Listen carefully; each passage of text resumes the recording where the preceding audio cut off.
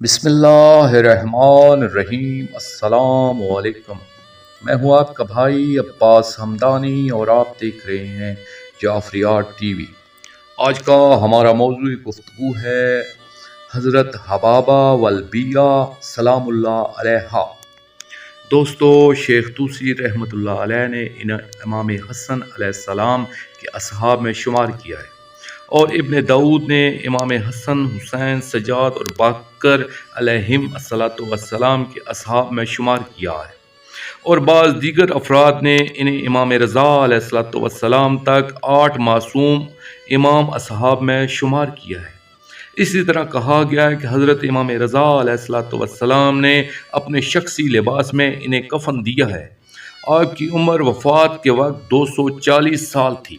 آپ 2 مرتبہ جوان ہوئی ہیں، ایک بار حضرت امام سجاد علیہ السلام کے معجزہ سے اور دوسری بار 8ویں امام علیہ السلام کے معجزہ سے۔ وہی خاتون ہیں کہ 8ویں معصوم امام علیہ السلام نے ان کے ہمراہ جو پتھر تھا اس پر اپنی انگوٹھی سے نقش کیا ہے۔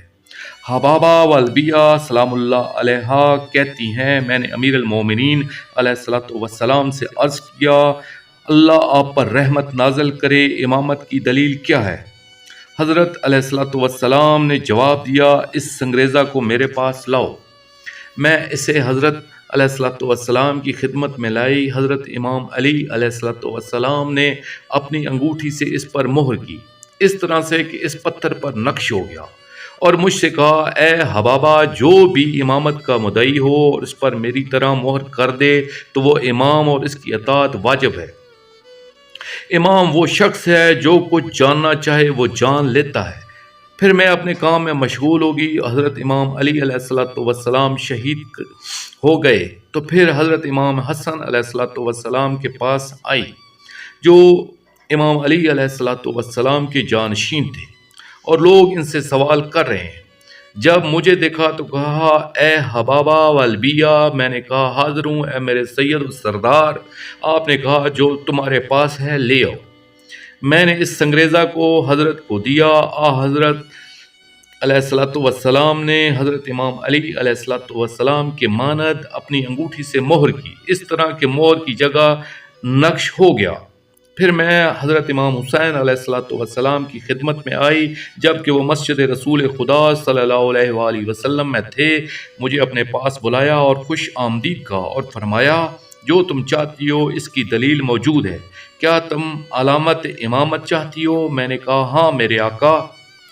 آپ نے کہا، جو تمہارے پاس ہے لے آؤ۔ میں نے وہ سنگریزہ انہیں دیا، انہوں نے انگوٹھی سے اس پر نقش کر دیا۔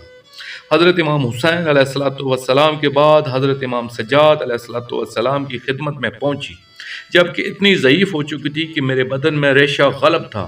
اس وقت میں 113 سال کی تھی۔ حضرت رکوع و سجود میں تھے، اس لیے میری طرف توجہ نہ کی۔ میں امامت کی نشانی دریافت کرنے سے مایوس ہوگی۔ حضرت نے اپنی انگلی سے میری طرف اشارہ کیا، ان کے اشارے سے میری جوانی پلٹ آئی۔ میں نے کہا، اے آقا، دنیا کا کتنا حصہ گزر چکا ہے اور کتنا باقی بچا ہے؟ آپ نے کہا، گزشتہ کے متعلق؟ میں نے کہا، اور جو بچا ہے اس کے متعلق؟ یعنی ہمیں گزشتہ کا بھی علم ہے اور آئندہ غیب کا بھی علم ہے، لیکن مصلحت نہیں کہ ہم بتائیں۔ اس وقت مجھ سے کہا، جو تمہارے پاس ہے اسے لے آؤ۔ میں نے حضرت کا سنگریزہ دیا، حضرت نے اس پر مہر کی۔ پھر کچھ زمانے کے بعد حضرت امام محمد باقر علیہ السلام کی خدمت میں آئی۔ حضرت علیہ السلام نے بھی اس پر مہر کی۔ اس کے بعد حضرت امام جعفر صادق علیہ السلام کے پاس آئی تو آپ نے بھی اس پر مہر کی۔ پھر سالوں گزرنے کے بعد امام موسیٰ کاظم علیہ السلام کی خدمت میں شرف یاب ہوئی۔ حضرت نے بھی اس پر مہر کیا۔ اس کے بعد حضرت امام رضا علیہ السلام کی خدمت میں پہنچی تو حضرت نے بھی اس پر نقش کیا۔ اس کے بعد 9 ماہ زندہ رہی۔ بحوالہ حکومت مہدی، ظہور سے پہلے اور ظہور کے بعد۔ دوستو، آخر میں شکریہ ادا کروں گا اپنے پاک شہنشاہ امام زمانہ اجل اللہ فرج شریف کی بارگاہ میں التجا کروں گا، الجل الجل یا امان الخائفین، یا بلد الامین، یا سلطان المنصور اجل اللہ تعالی فرجک، و صلوات اللہ علیہ۔ یا رب محمد و آل محمد صلی اللہ محمد و آل محمد واجل فرج آل محمد صلی اللہ علیہ وآلہ وسلم.